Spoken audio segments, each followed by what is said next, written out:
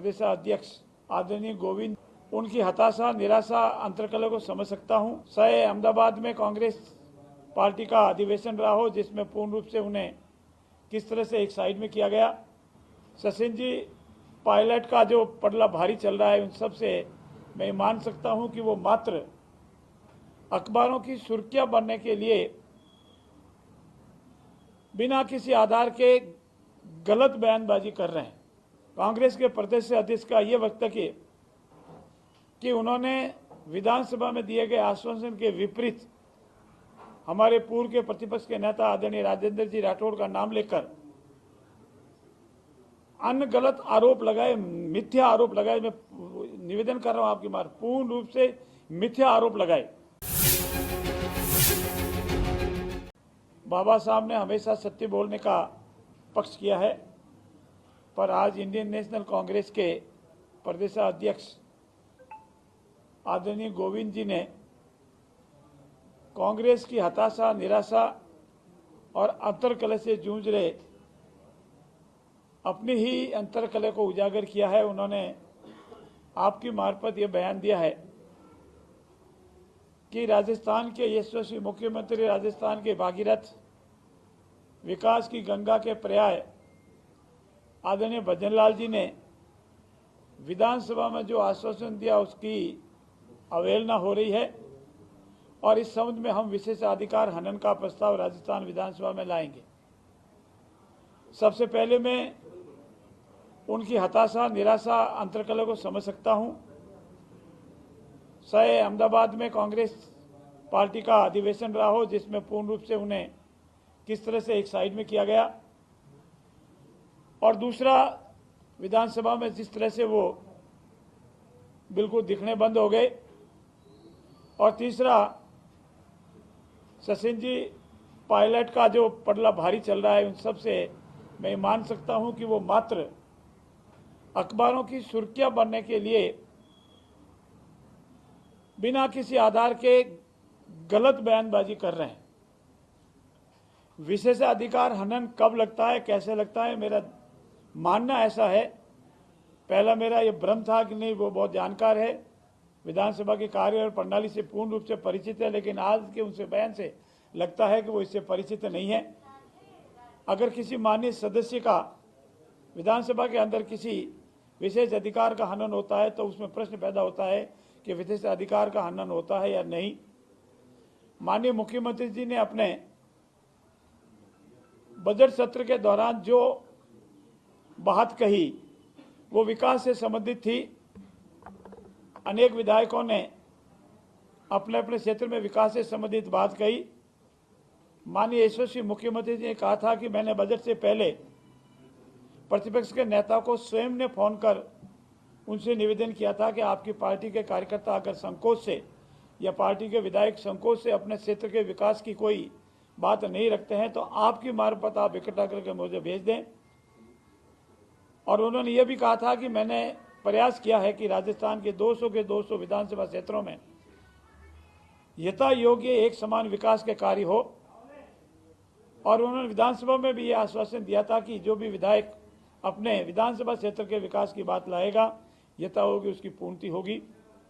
उस समय पंचायत राज या निगमों के पुनर्गठन की न तो कोई बात थी, न कोई ऐसा विषय आया, और न माननीय मुख्यमंत्री से इस संबंध में कोई वक्तव्य दिया। ऐसी स्थिति में कांग्रेस के प्रदेश अध्यक्ष का ये वक्तव्य कि उन्होंने विधानसभा में दिए गए आश्वासन के विपरीत हमारे पूर्व के प्रतिपक्ष के नेता आदरणीय राजेंद्र जी राठौड़ का नाम लेकर अन्य गलत आरोप लगाए, मिथ्या आरोप लगाए। मैं निवेदन कर रहा हूं आपकी मार, पूर्ण रूप से मिथ्या आरोप लगाए।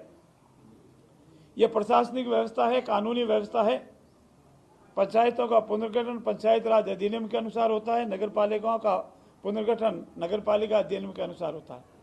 और यह पूर्ण रूप से प्रशासनिक इकाई है, वो करती है जिसमें विधायकों का, जनप्रतिनिधियों का मात्र सुझाव देने तक का रोल हो सकता है, जिसमें किसी भी पार्टी का कोई भी सदस्य हो अपना वेदना परिवेदना संबंधित अधिकारी को दे सकता है। निर्णय कानून के अनुसार पूर्ण पारदर्शिता से प्रशासनिक इकाई लेती है।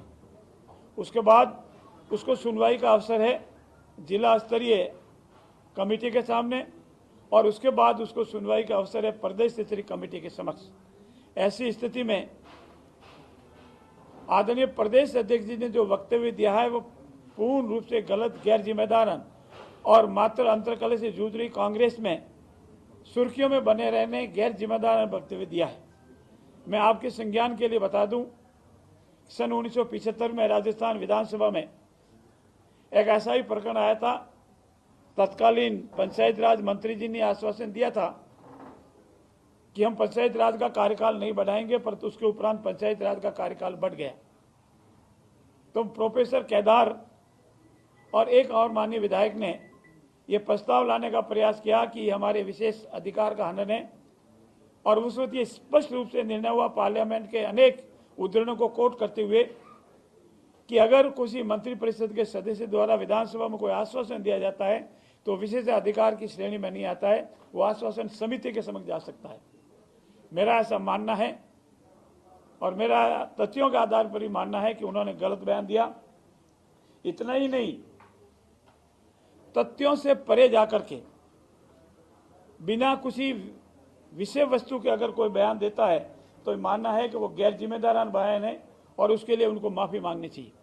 मैं आप सबकी संज्ञान के लिए बताना चाहता हूं, पंचायत राज हो या नगर पालिका नगर निगम, उनकी अलग अलग तारीखें हैं। पंचायत राज पुनर्गठन 6 तारीख तक होना था। जैसा पुनर्गठन हुआ उसकी आपत्ति आमंत्रित की गई है। 7 मई तक उसकी आपत्ति आएगी। उसके बाद व्यक्तिगत सुनवाई चाहेगा तो व्यक्तिगत सुनवाई, सामूहिक सुनवाई चाहेगा तो सामूहिक सुनवाई। जिला कलेक्टर कार्यालय में एक कमेटी बनी है, वो सुनवाई करेगी और वो अपनी रिपोर्ट पंचायत राज विभाग को जयपुर भेजेगा और पंचायत राज विभाग की अधिकृत कमेटी पुनः सुनवाई करेगी। उसके उपरांत उसकी अधिघोषणा होगी। ऐसी स्थिति में आदरणीय गोविंद जी की जो बयान है वो गैर जिम्मेदारान है और मात्र अखबारों की सुर्खियों में बनने के लिए है, हताशापूर्ण है। उसकी मैं निंदा करता हूं। बहुत बहुत धन्यवाद। मंत्री जी सचिन पायलट ने कहा है कि अगर वसुंधरा राजे जी की सरकार सुन रही है तो वसुंधरा जी को पूरे राजस्थान का दौरा कर लेना चाहिए, जिससे स्थिति अच्छी हो जाएगी। मैंने आपसे पहले निवेदन किया कि एक ध्रुव क्षेत्र पर कांग्रेस के दूसरे नेता है, वो सिर्फ ये देखते हैं कि किसने क्या बयान दिया है। वसुंधरा जी ने विकास और पानी की समस्या के संबंध में दिया है। ये उनका एक जनप्रतिनिधि होने के नाते दायित्व था, उन्होंने निभाया है। सरकार का दायित्व है कि राजस्थान के प्रत्येक ग्राम, जानी, शहर और कस्बे में पेयजल की समस्या का समाधान हो, पेयजल की समस्या नहीं हो। इसीलिए सचिन जी ने जो बयान दिया है वो किसी भी तरीके से उनको सलाह देने का अधिकार नहीं है।